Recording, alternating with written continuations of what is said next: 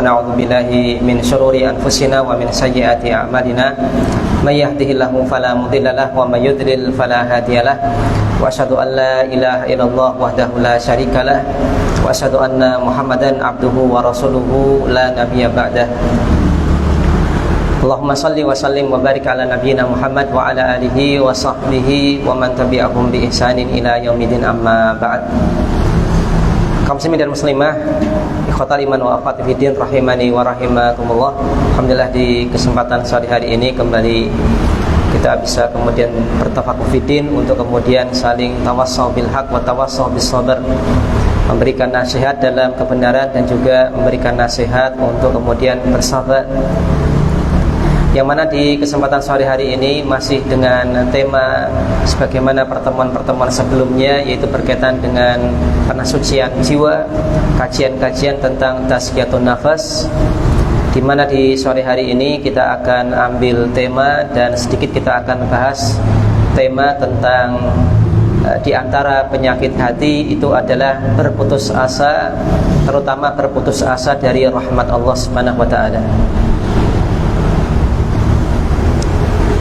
Maka al-ya'su ataupun putus asa, sikap putus asa ini merupakan sebuah sikap yang ini dinilai oleh para ulama merupakan di antara amradul qulub, yaitu penyakit hati.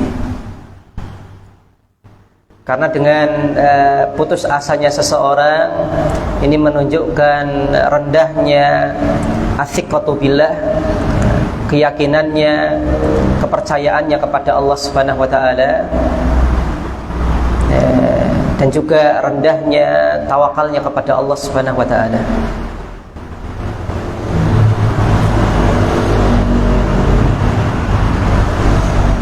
Berkaitan dengan larangan untuk kemudian berputus asa dari rahmat Allah Subhanahu wa taala, di antaranya adalah sebagaimana yang Allah Subhanahu wa taala tuangkan di surat Yusuf ayat 87, di mana Allah Subhanahu wa taala menceritakan tentang kisah Nabi Yakub alaihissalam yang kemudian menyuruh anak-anaknya untuk mencari Yusuf alaihissalam, di mana Allah Subhanahu wa taala abadikan perkataan Nabi Yakub, di mana Nabi Yakub mengatakan, ya baniya, wahai anak-anakku, idhabu, hendaklah kalian pergi, fatahassasu min Yusuf wa akhi, maka carilah berita tentang Yusuf dan saudaranya. Maka Nabi Yakub alaihissalam ini kemudian setelah sekian lama kehilangan Yusuf, kemudian kehilangan pula adik dari Yusuf, yaitu Bunyamin. Maka kemudian Nabi Yakub alaihissalam menyuruh anak-anak laki-lakinya yang lain untuk kemudian mencari berita tentang Yusuf dan saudaranya ini. Dan Nabi Yakub alaihissalam berpesan kepada anak-anaknya dengan beliau katakan, wala tai'asu min rauhillah, dan janganlah kalian berputus asa dari rahmat Allah Subhanahu wa taala. Carilah berita tentang Yusuf dan saudara laki-lakinya. Jangan pernah berhenti, jangan pernah kemudian lemah, dan jangan kemudian berputus asa, karena rahmat Allah Subhanahu wa taala adalah sangat amat luas, dan Allah Subhanahu wa taala akan senantiasa melimpahkan rahmat dan pertolongannya kepada hamba-hambanya yang bertakwa dan bertawakal dan yakin kepada Allah Subhanahu wa taala. Maka pesan dari Nabi Yakub merupakan sebuah pesan yang sangat mendalam, yaitu wala tai'asu min rauhillah, janganlah kalian berputus asa dari rahmat Allah Subhanahu wa taala. Innahu la yai'asu min rauhillah, dan sesungguhnya tidaklah berputus asa dari rahmat Allah Subhanahu wa taala ilal qaumul kafirun, melainkan kaum yang kafir.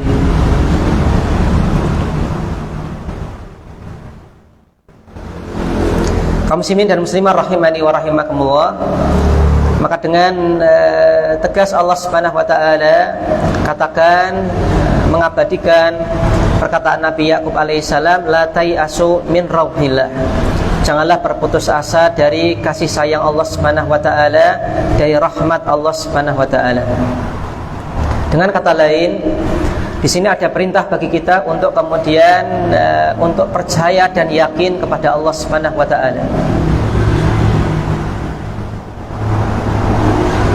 Bahwasanya di antara sunatullah, di antara hukum Allah Subhanahu wa taala yang Allah berlakukan kepada hamba-hambanya adalah sebagaimana yang kita kenal dengan peribahasa man jadda wajada. Barang siapa yang dia jadda, bersungguh-sungguh, serius dalam melakukan sesuatu dan berusaha meraih sesuatu, wajada, maka niscaya dia akan mendapatkan apa yang dia cari dan apa yang dia harapkan. Ini adalah sudah sunatullah, sudah ketetapan Allah bagi makhluknya, di mana orang yang berusaha dengan tulus, jujur, dan tanpa mengenal putus asa, dia akan mendapatkan apa yang dia inginkan dan dia cita-citakan. Tidak peduli apakah dia orang yang beriman kepada Allah ataukah orang yang ingkar kepada Allah Subhanahu wa taala. Maka kita jumpai orang yang non-muslim ini kemudian karena dia ingin kaya, dia bekerja, dia berusaha dan pontang-panting untuk kemudian menghasilkan uang, maka kita lihat akhirnya pun dia menjadi orang yang mendapatkan harta dan juga menjadi orang yang kaya meskipun dia orang kafir. Kemudian orang yang kita lihat sebagai orang-orang yang dia bermaksiat kepada Allah Subhanahu wa taala dan dia berusaha untuk kemudian mewujudkan maksiatnya, maka dia pun berhasil mewujudkan maksiatnya. Orang yang dia ingkar kepada Allah Subhanahu wa taala dan maksiat saja, ketika berusaha dan tidak putus asa dalam usahanya, kemudian kok dia dapat apa yang dia inginkan, maka harusnya kita sebagai orang yang beriman kepada Allah Subhanahu wa taala, orang yang senantiasa mencita-citakan surga dan juga orang yang senantiasa berusaha untuk berbuat kebaikan, hendaknya kita lebih berharap kepada Allah Subhanahu wa taala, lebih yakin kepada Allah Subhanahu wa taala bahwasanya Allah Subhanahu wa taala tidak akan kemudian menyia-nyiakan usaha hambanya. Allah Subhanahu wa taala pasti akan berikan yang terbaik bagi hambanya yang dia jujur, berusaha dan juga tidak putus asa dalam meraih rizki dari Allah Subhanahu wa taala, karunia dari Allah Subhanahu wa taala, dan rahmat dari Allah Subhanahu wa taala. Maka seorang muslim dia tidak diperkenankan oleh Allah Subhanahu wa taala untuk kemudian berputus asa dalam berbagai macam hal. Yang pertama adalah tidak boleh berputus asa dalam beramal soleh.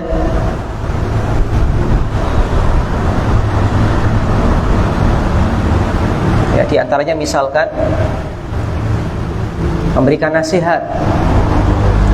Maka ketika memberikan nasihat, maka kita pun tidak boleh berputus asa. Ketika orang yang kita berikan nasihat mungkin belum menerima, atau mungkin bukan hanya tidak menerima, tapi merespon dengan respon yang negatif, maka dalam kondisi ini kita diuji oleh Allah Subhanahu wa taala supaya kita bersabar dan jangan sampai kemudian karena faktor ini kemudian kita, bahasa Jawanya, mutung, tidak kembali memberikan nasihat.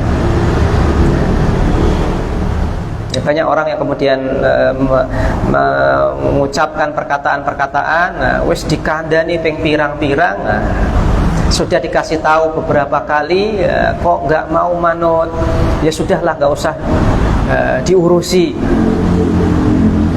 Sudah dikasih tahu ini sholat yang benar kayak gini, wudhu yang benar kayak gini, berpakaian yang syar'i benar kayak gini, kok masih saja ngeyel.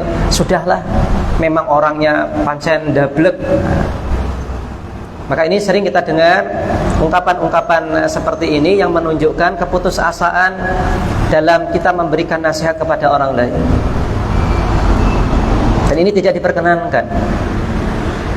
Teladan utama dalam masalah ini adalah Nabi Sallallahu Alaihi Wasallam, di mana Nabi Sallallahu Alaihi Wasallam di masa awal-awal dakwah yang beliau lakukan kepada kaumnya, yaitu dari kafir Quraisy, dalam semua kondisi Nabi Sallallahu Alaihi Wasallam tetap berdakwah, baik dalam kondisi lapang ataupun sempit, dalam kondisi dakwahnya ini kemudian diterima ataupun dakwahnya kemudian ditentang oleh kaumnya sendiri.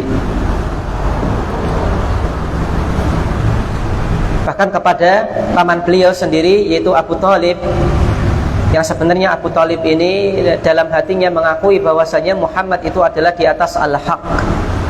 Namun karena Abu Thalib lebih cinta kepada agama nenek moyang dan merasa malu apabila harus meninggalkan agama nenek moyang, maka Abu Thalib tidak kunjung beriman kepada Allah dan Rasulnya Sallallahu Alaihi Wasallam, yang merupakan keponakannya sendiri. Meskipun demikian, Nabi Sallallahu Alaihi Wasallam tetap berdakwah dan memberikan nasihat kepada pamannya ini dengan lembut.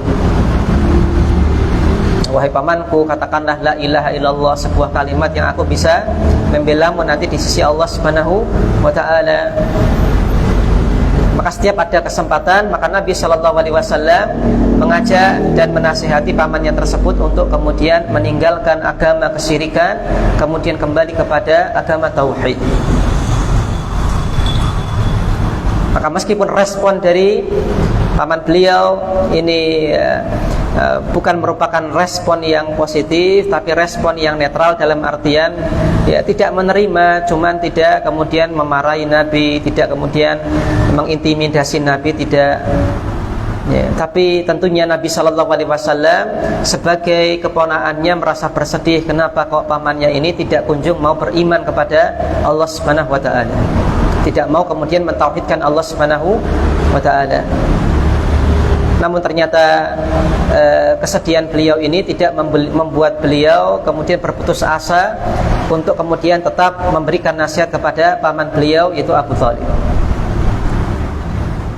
Bahkan sebagaimana yang kita ketahui, ketika Nabi Sallallahu Alaihi Wasallam berdakwah di penduduk Taif, maka Nabi Sallallahu Alaihi Wasallam mendapatkan respon yang cukup menyakitkan, yaitu berupa dilempari dengan batu sampai berdarah. Apakah kemudian hal itu membuat Nabi Sallallahu Alaihi Wasallam berhenti berdakwah, berhenti memperingatkan kaumnya, berhenti memberikan nasihat kepada kaumnya? Tidak. Beliau tetap berdakwah. Bahkan beliau doakan semoga dari tulang sulbi mereka muncul generasi yang beriman dan bertakwa kepada Allah Subhanahu wa ta'ala.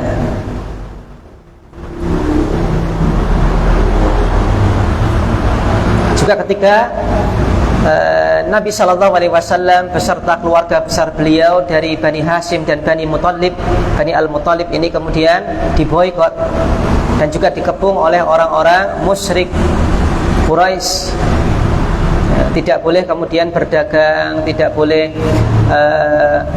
diajak ngomong, sehingga kondisi ketika itu sangat amat mengenaskan bagi Bani Hashim dan Bani Al-Muttalib karena diboikot oleh orang-orang Quraisy yang lain.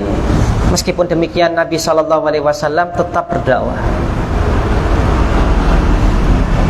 Meskipun mungkin respon kemudian yang diberikan oleh kaumnya itu adalah respon yang negatif, tapi Nabi Sallallahu Alaihi Wasallam tetap optimis, tidak berputus asa untuk kemudian menyampaikan peringatan, menyampaikan dakwah, dan juga menyampaikan nasihat kepada kaumnya.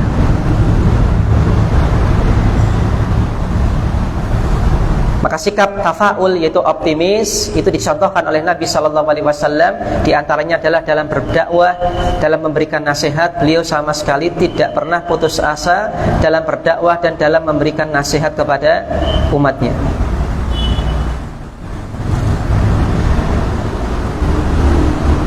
Contoh yang lain, misalkan ketika kita ingin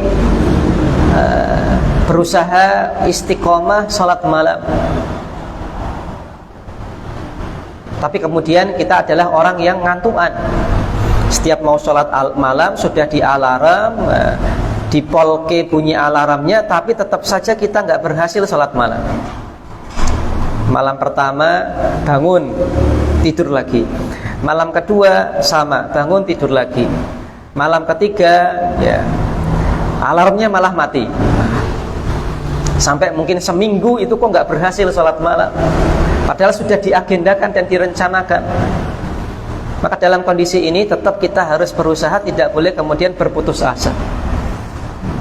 Karena kadang-kadang kita kan ya wis lah, leren sih, istirahat dulu, sok umben meneh. Lagi kayaknya durung diizinkan Allah, bukan demikian.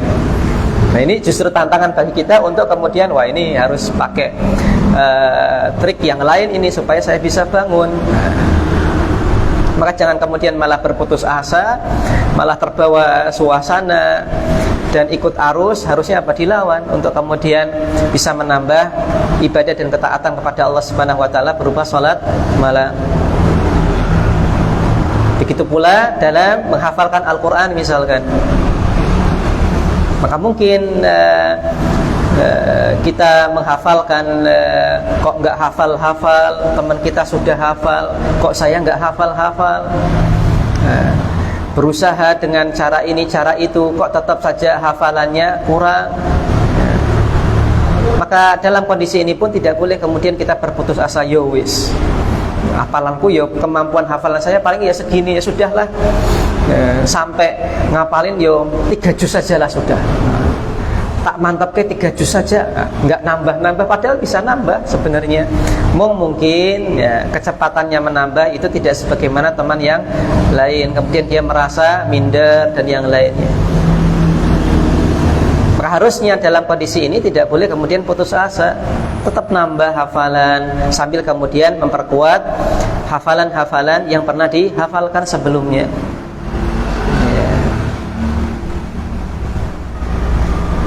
Kaum muslimin yang semoga dirahmati oleh Allah Subhanahu wa taala, maka tidak boleh berputus asa dalam taat kepada Allah Subhanahu wa taala.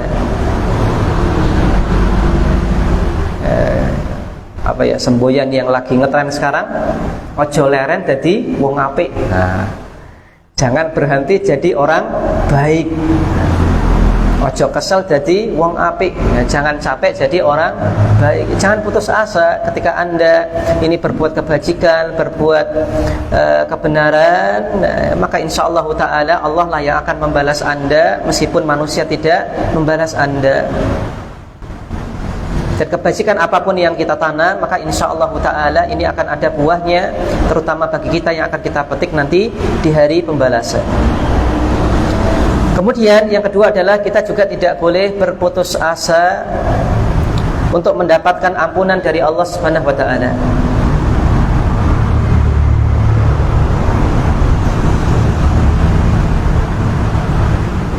Maka sebagaimana yang kita ketahui, di antara godaan setan kepada orang-orang yang melakukan banyak maksiat kepada Allah Subhanahu wa taala, dengan setan bisikkan kepada mereka bahwasanya dosa mereka sudah terlalu banyak, dosa mereka sudah terlalu besar,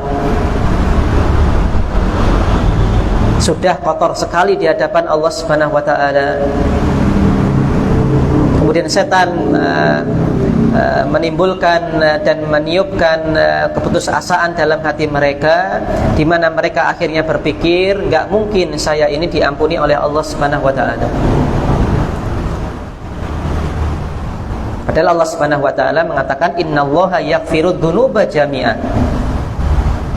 Sesungguhnya Allah Subhanahu wa taala akan mengampuni semua dosa, sebesar apapun itu, selama dia tidak menyekutukan Allah Subhanahu wa taala, selama dia bertobat kepada Allah Subhanahu wa taala, maka Allah Subhanahu wa taala berjanji untuk kemudian mengampuni dosa-dosa hamba sebesar apapun itu, dan sebanyak apapun itu, dan separah apapun itu, ketika dia masih kemudian berharap kepada Allah, berdoa kepada Allah, dan juga bertobat kepada Allah Subhanahu wa taala.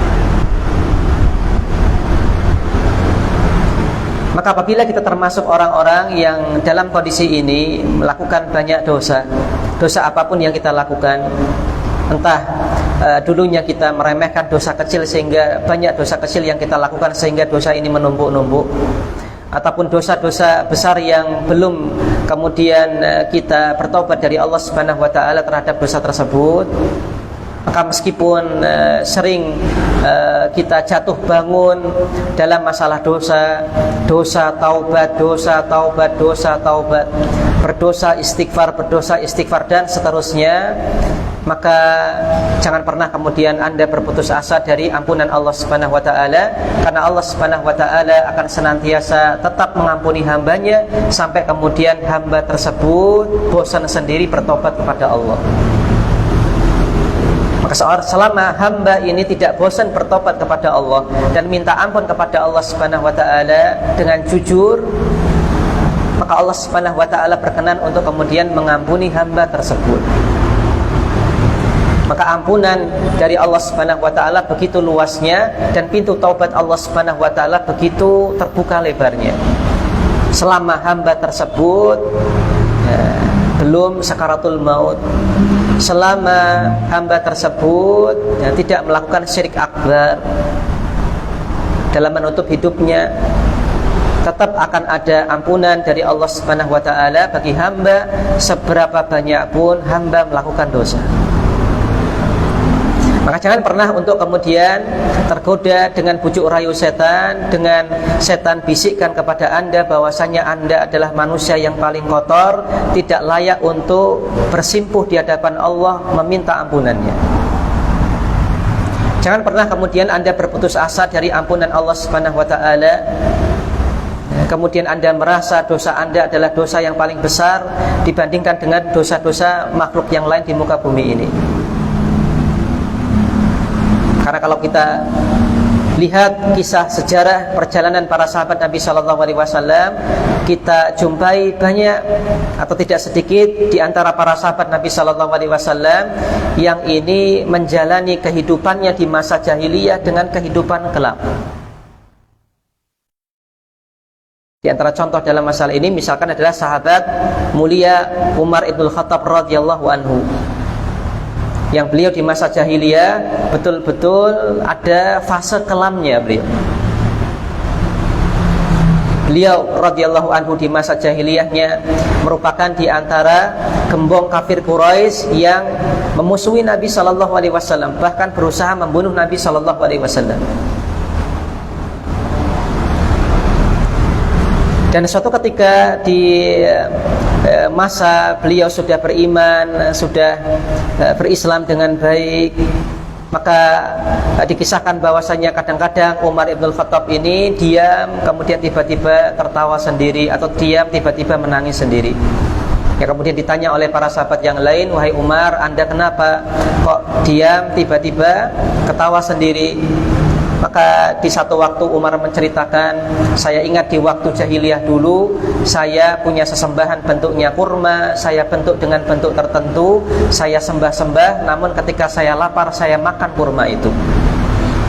Saya malah makan sesembahan saya sendiri." Ini kalau kita kembalikan ke kondisi kita, ada tidak di antara kita yang seperti Umar? Saya yakin nggak ada. Tidak ada yang sampai melakukan seperti itu.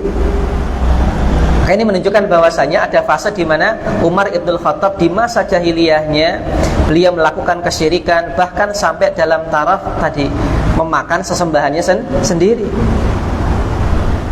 Ya, makanya Umar ketawa. Kalau bahasa kita mungkin kita mikir, bodoh banget saya dulu. Nah, itu masa kelam. Kemudian dalam sebuah kisah, meskipun kisah ini pun diperbincangkan para ulama tentang sahih atau tidaknya, di mana Umar ibn Khattab suatu ketika diam, kemudian beliau menangis. Kemudian ditanya oleh salah satu sahabat, "Wahai Umar, Anda kenapa kok tiba-tiba menangis?" Kemudian Umar ibn Khattab menceritakan yang intinya adalah bahwasanya di masa jahiliyah beliau pernah mengubur hidup-hidup anak kecil perempuan.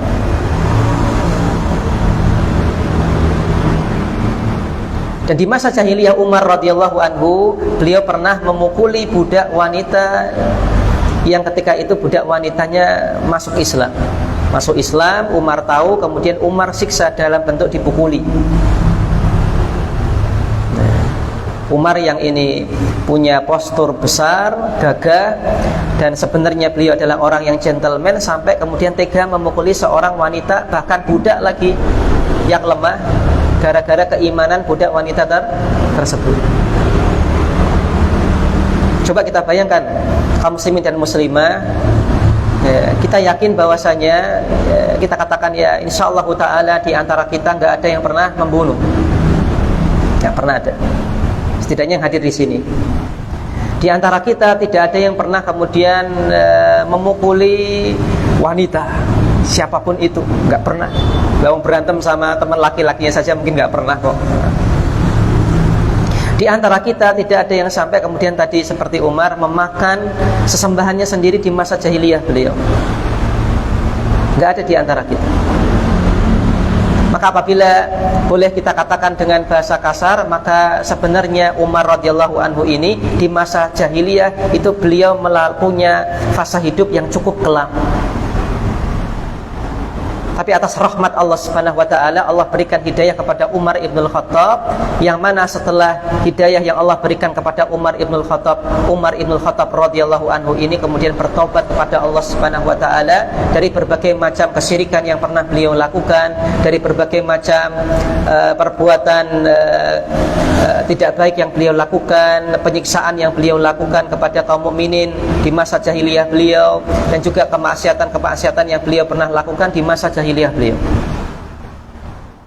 Dan Allah Subhanahu wa taala tentunya mengampuni Umar ibn Khattab radhiyallahu anhu. Karena Umar ibn Khattab termasuk di antara orang yang dijanjikan oleh Allah Subhanahu wa taala sebagai penghuni surga. Sebagaimana Nabi sallallahu alaihi wasallam katakan, Umar fil jannah. Umar itu termasuk penghuni surga. Maka tidak lain orang yang termasuk penghuni surga tentunya adalah orang yang diampuni oleh Allah Subhanahu wa taala dosa-dosanya. Dan kita lihat dosa-dosa Umar, meskipun tadi sebagaimana kita sebutkan, namun sekali lagi bukan dalam rangka untuk kemudian mengungkit masa lalu Umar, bukan. Namun hendaknya kita bisa ambil ibrah untuk kemudian kita tetap senantiasa berharap ampunan dari Allah Subhanahu wa taala dan tidak boleh putus asa dari ampunan Allah Subhanahu wa taala. Maka tidak sedikit di antara para sahabat Nabi yang ini mengalami masa kelam di masa jahiliyahnya, pernah membunuh orang, pernah menyiksa. Maka dosa besar tentunya. Tapi ternyata para sahabat Nabi sallallahu alaihi wasallam setelah mendapatkan hidayah dari Allah, sama sekali di antara mereka tidak ada yang berputus asa dari ampunan Allah Subhanahu wa taala. Mereka bersimpuh di hadapan Allah Subhanahu wa taala mohon ampun atas dosa-dosa mereka di masa jahiliyah.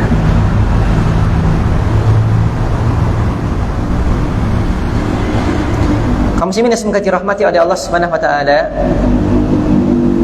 Kemudian kita juga tidak boleh berputus asa dalam mencari karunia Allah Subhanahu wa taala berupa rizkinya.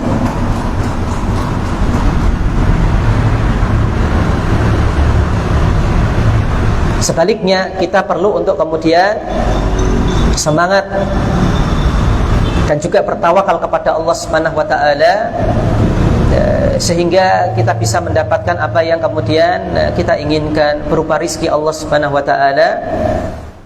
Sebagaimana Nabi sallallahu alaihi wasallam katakan, ihris ala ma yanfa'uk wasta'in billah wala ta'jiz. Bersemangatlah untuk mencari dan mendapatkan segala sesuatu yang bermanfaat bagimu. Kemudian mintalah tolong kepada Allah Subhanahu wa taala, wala ta'jiz, dan janganlah engkau merasa lemah. Dan di antara bentuk kelemahan seseorang dalam melakukan usaha adalah ketika dia berputus asa terdalam usahanya. Karena Nabi sallallahu alaihi wasallam katakan wala ta'jiz. Ya, jangan merasa lemah.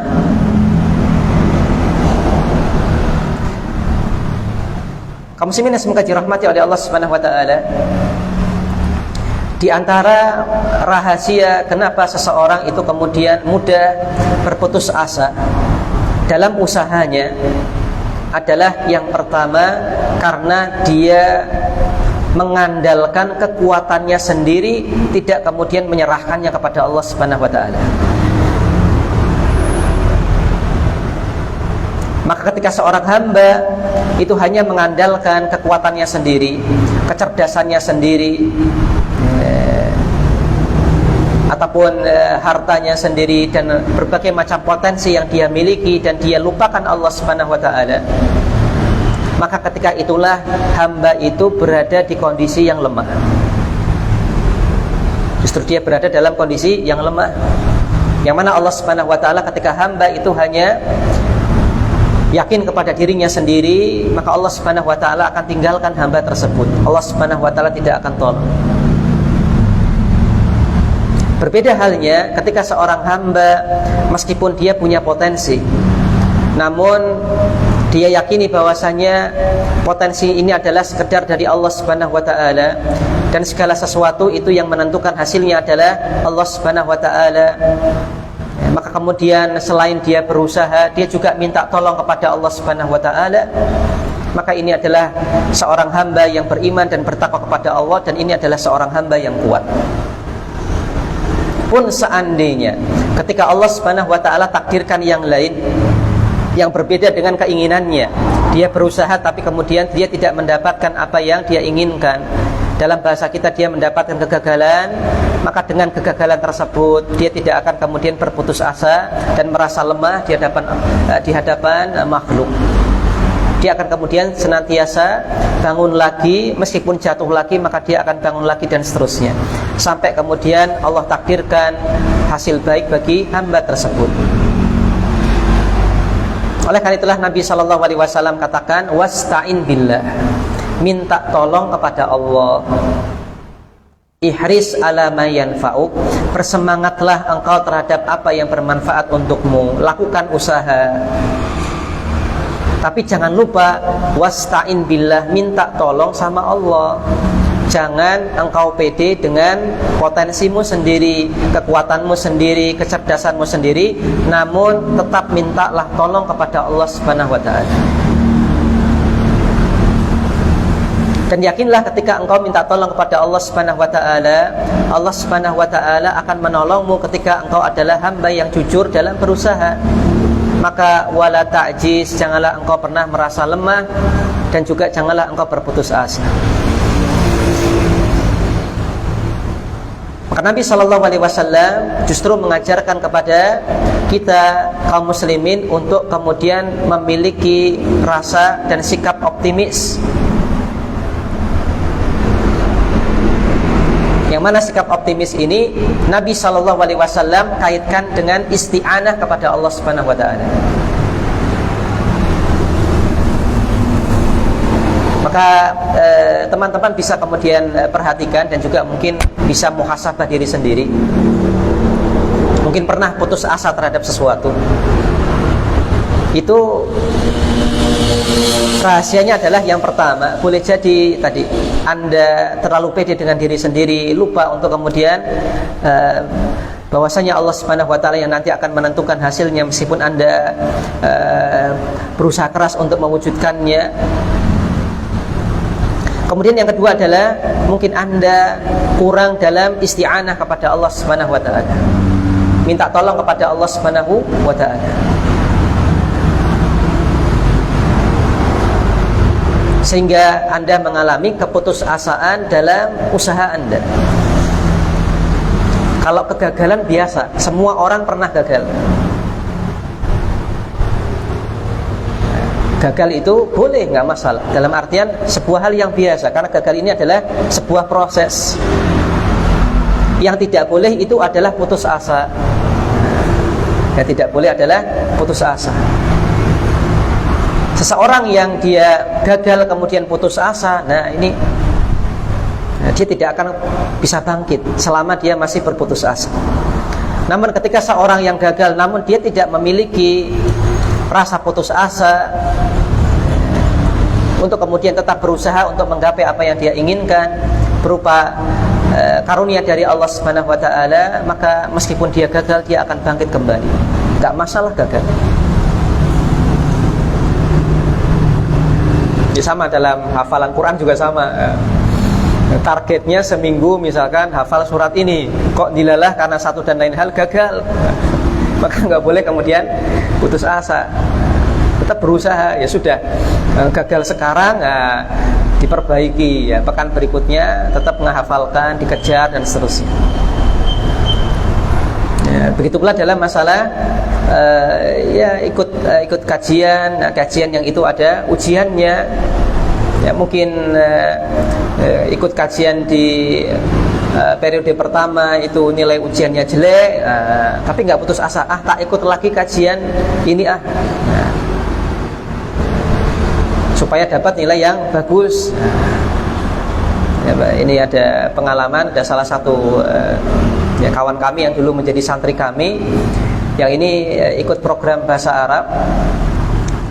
Itu pertama kali ikut program bahasa Arab, nilainya ya rosib lah, nggak bisa dianggap bisa lulus ya, nilainya 4, 3. Tapi beliau bukan orang yang mudah berputus asa.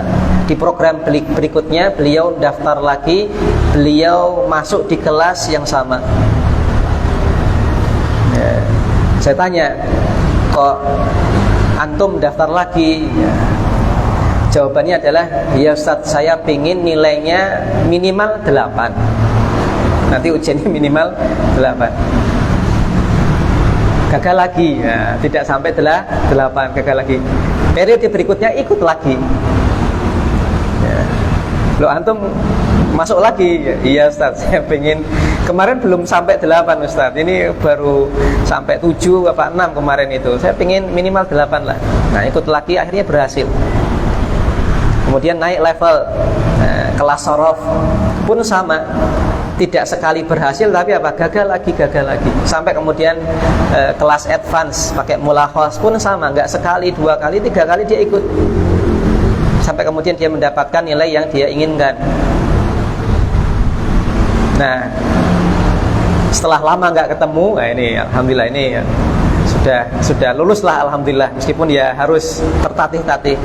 Setelah lama nggak ketemu, terakhir ketemu, kemudian beliau cerita, sekarang alhamdulillah saya sudah diamanai untuk jadi pengajar ustadz di salah satu pondok pesantren. Coba bayangkan, dari yang jatuh bangun ya, nilai bahasa Arab rosi 3-5, karena saya mudarisnya. Ya, saya ngajar, tahu persis bagaimana perjalanan beliau. Sudah lama nggak ketemu, ternyata beliau sudah jadi ustadz. Ya, Masya Allah. Ya, artinya gagal itu biasa. Ya, antum gagal itu biasa. Gagal nikah, gagal dapat jodoh, gagal ya, itu biasa. Yang tidak boleh itu adalah berputus asa, nggak boleh. Maka Nabi SAW mengatakan, ihris ala ma yanfa'u, semangat untuk berusaha mendapatkan apa yang bermanfaat untuk kalian, untuk anda. Minta tolong kepada Allah dan jangan kemudian merasa lemah. Kemudian Nabi SAW juga berpesan berkaitan dengan masalah tawakal, karena tawakal ini sangat erat kaitannya untuk kemudian membuat seseorang tidak mudah putus asa. Di mana Nabi SAW mengatakan dalam sebuah hadis yang ma'ruf, di mana Nabi SAW bersabda, "Lau annakum tatawakkaluna 'ala Allahi haqqa tawakkuli." Seandainya kalian ini bertawakal kepada Allah dengan sebenar-benar tawakal kepadanya, la razaqakum kama yarzuqut tayra, maka Allah akan berikan rizki. Sungguh Allah akan berikan rizki kepada kalian sebagaimana Allah berikan rizki kepada burung. Taghdu khisaman wa taruhu bitonan, di mana burung ini ketika waktu pagi dia pergi dari sarangnya dalam keadaan kelaparan, namun di waktu sore hari dia pulang ke rumahnya dalam keadaan perutnya sudah penuh.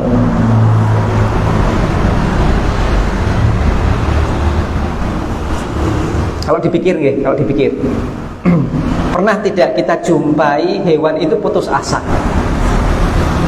Pernah tidak punya pengalaman pelihara pelihara ayam, pelihara apa, kemudian kita lihat peliharaan kita itu putus asa untuk nyari makan. Ayam saja sudah. Di sini nggak nemu, apa yang dilakukan ayam? Pindah ke sana. Di sana nggak nemu, apa yang dilakukan ayam? Pindah lagi, pindah terus sampai nemu makanan. Kecuali kalau sakit ini kita nggak dalam arti nggak bicarakan ya, karena sakit ini kondisi spesial. Kita bicarakan kondisi normal. ayam. Dia nggak pernah putus asa untuk kemudian nyari makanan untuk dirinya sendiri sama anak-anaknya. Anaknya berapa kalau ayam? Satu, jarang ayam anaknya satu, banyak, pitik kecil-kecil.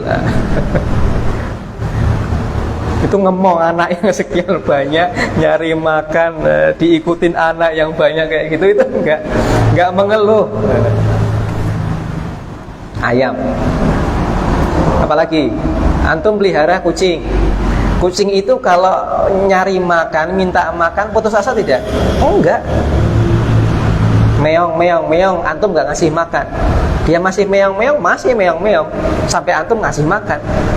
Enggak kemudian dia diem mutung, enggak, pasti meong lagi. Dikunci di kamar ya meong. Kenapa? Ya lapar, mau minta makan gimana? Begitu pula dengan burung. Ya, burung ini merupakan sebuah hewan yang kemudian dijadikan oleh Nabi SAW sebagai perumpamaan tentang hakikat tawakal. Yaitu tawakal ini adalah berusaha namun juga menggantungkan diri kepada Allah Subhanahu wa taala.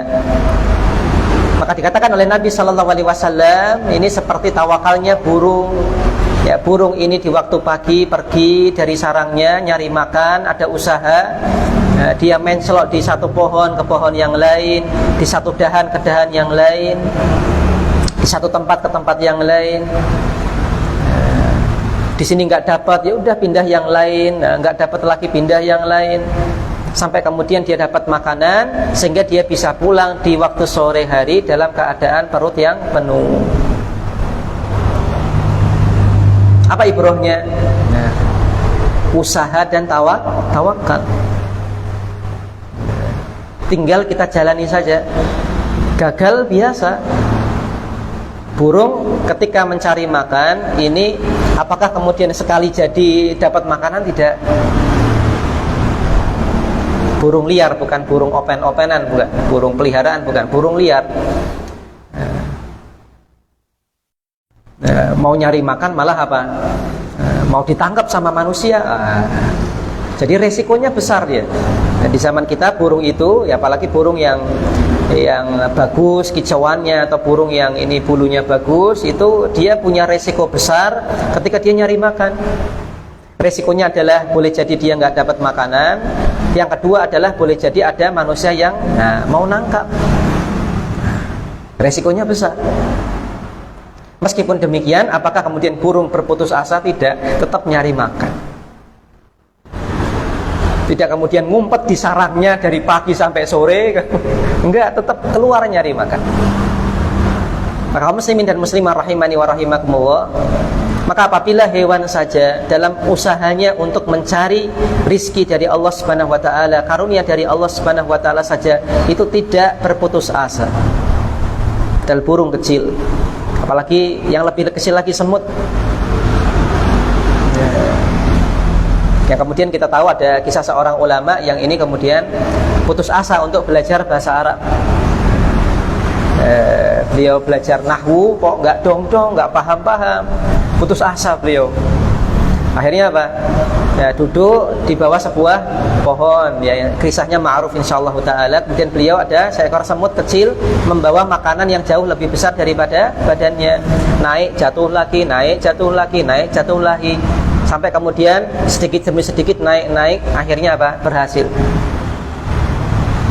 Ya, kemudian ulama ini akhirnya apa? Malu, wong semut saja nggak putus asa kok, yang hewan saja nggak putus asa, yang kecil kayak gini aja nggak putus asa, kok saya manusia yang dibekali kelebihan oleh Allah Subhanahu wa taala kok putus asa. Maka kita bisa katakan hampir tidak pernah atau jarang terjadi kita lihat hewan itu putus asa dalam nyari makan, nyari karunia Allah Subhanahu wa taala. Oleh karena itulah sebagaimana yang dikatakan oleh Nabi sallallahu alaihi wasallam, hendaknya dalam konsep kita mencari karunia Allah, mencari rizki Allah itu adalah haqqa tawakkuli. Dengan tawakal kepada Allah sebenar-benar tawakal, yaitu dengan kita tetap melakukan usaha dan juga dengan kita pasrahkan dan kita gantungkan diri kita kepada Allah Subhanahu wa taala. Usaha, doa, tawakal. Sudah lalui momen itu, lalui fase itu. Adapun suatu ketika kemudian kok Anda gagal, maka itu adalah hal yang biasa. Namun insyaallah ta'ala apabila Anda prosesnya betul,